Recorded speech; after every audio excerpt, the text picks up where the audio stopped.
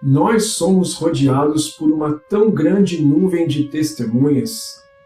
Mas quem são as pessoas que fazem parte dessa nuvem de testemunhas? Depois da vinheta, é o versículo que nós vamos estudar.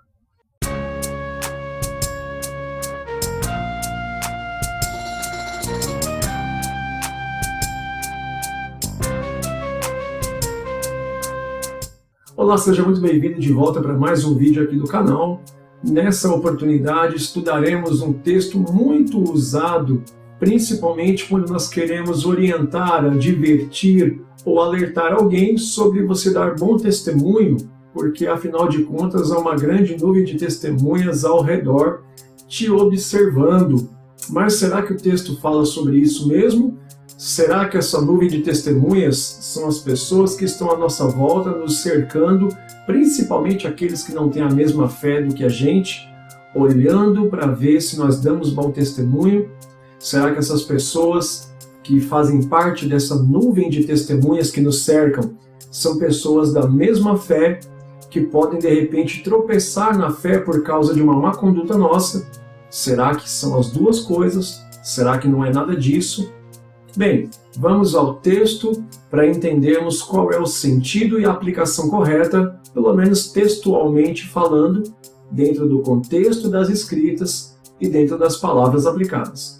Hebreus capítulo de número 12, verso 1, diz assim na versão Almeida Revista e Corrigida: portanto, nós também, pois que estamos rodeados de uma tão grande nuvem de testemunhas, deixemos todo o embaraço e o pecado que tão de perto nos rodeia e corramos, com paciência, a carreira que nos está proposta.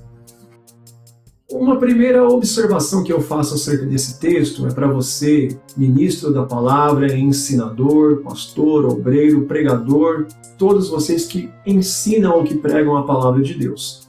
Sempre que você começa uma sentença, um versículo, um texto, com qualquer conjunção que seja. Conjunção é que liga uma sentença dita anteriormente com a sentença dita posteriormente. A conjunção faz a ligação. Ela faz com que as duas sentenças sejam um conjunto e uma faça sentido à luz do que disse a outra. A conjunção pode expressar uma conclusão, como é o caso desse texto. Se a sentença começa com portanto, o que ele quer dizer? Que a sentença dita em seguida vai concluir a ideia dita anteriormente. Mas você tem conjunções que expressam ideias contrárias, como mas, todavia, contudo, porém, entretanto. Você tem explicativas, como por isso, e você tem conclusivas, como é o caso, portanto. Ou seja, nós precisamos ler a sentença que foi dita anteriormente para entender por que a partir de agora a sentença começa com portanto, concluindo a ideia que já foi construída. O caso da carta aos Hebreus, você tem que entender todo o contexto. O capítulo 10 começa a introduzir o conceito de fé, o capítulo de número 11 nos apresenta a definição de fé e vai elencar o que ela chama de heróis da fé, ou seja, pessoas que são exemplo de fé. E ao dizer essa galeria dos heróis da fé e as suas obras no capítulo 11, começa o 12 dizendo, portanto, e tem uma comparação interessante que diz nós também, que já começa com um grau comparativo entre nós com esses que acabaram de ser mencionados. E veja que vai dizer, portanto, nós também que estamos rodeados de uma tão grande nuvem de testemunhas. Aqui nós temos duas aplicações importantes. Essas nuvens de testemunhas podem se aplicar a qualquer pessoa? Não, porque nós temos que atentar para o seguinte fato.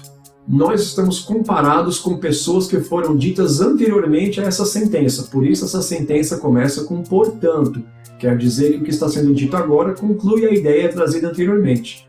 Nós temos que entender que a Bíblia Sagrada, ela em várias situações, são textos corridos, onde um texto precisa do outro.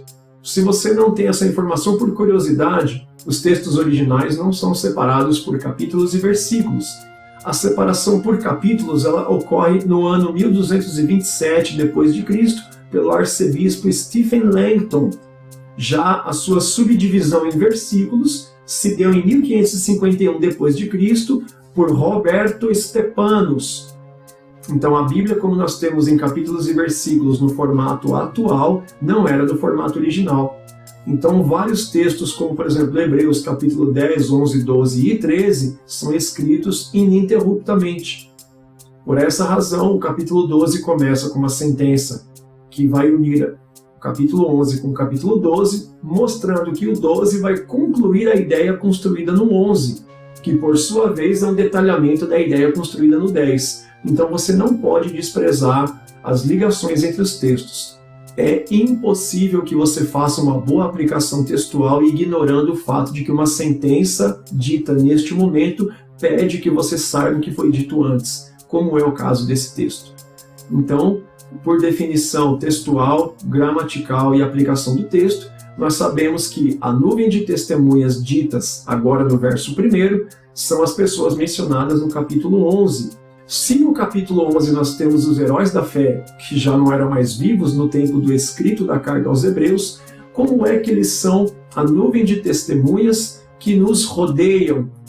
Pessoas essas pelas quais devemos ter o cuidado de não nos ater aos embaraços da vida e correr a carreira que nos está proposta.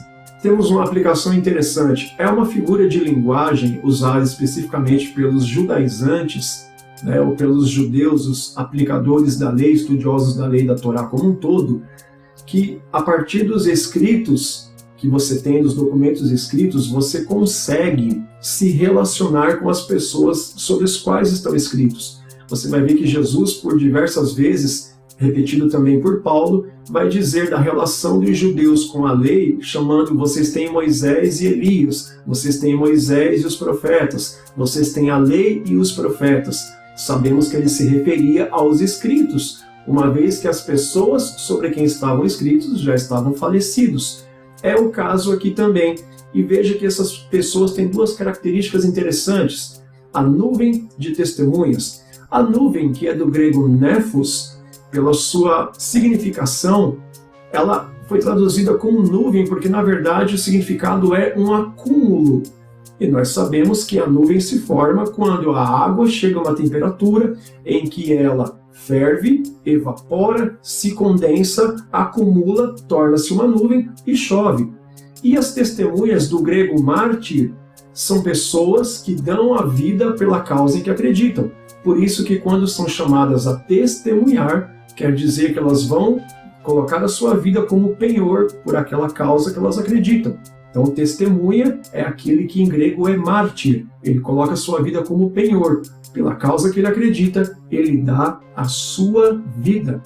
Então, quando diz que nós que somos rodeados por uma tão grande nuvem de testemunhas, referindo-se aos heróis da fé, diz que nós que temos tantos exemplos escritos e registrados na lei e nos profetas, de pessoas que deram a sua vida pela mesma causa que nós, uma vez que o texto fala nós também, sabemos que se refere aos heróis da fé, e por causa dessas pessoas que nos rodeiam, porque os escritos e os ensinos sobre as suas vidas está ao nosso redor, nós também, assim como eles, não podemos nos ater aos embaraços dessa vida e nós devemos caminhar ou correr a carreira que nos está proposta.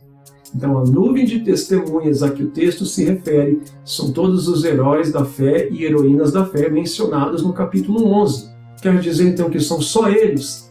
No nosso caso contemporâneo, também são as pessoas que viveram durante o Novo Testamento, sobre os quais nós temos hoje os escritos. Os apóstolos, pessoas que seguiram a Jesus, o próprio Jesus, evidentemente, mas os leitores do primeiro século, da época em que foi escrita a carta aos Hebreus, tinham as pessoas sobre quem estavam escritos no Antigo Testamento. A diferença é que a nossa nuvem de testemunhas são os que estão escritos no Antigo Testamento e também no Novo Testamento. Espero que você tenha gostado desse conteúdo. Se você já é um inscrito nosso, curte, compartilha, ajuda o nosso canal a crescer. Se você é novo por aqui, te convido a se inscrever, ativar o sininho para receber outros vídeos como estes. E a nossa proposta aqui continua no estudo da palavra e do texto. E eu espero te ver no próximo vídeo. Que Deus abençoe você, sua casa, sua família, seu ministério. Em nome de Jesus.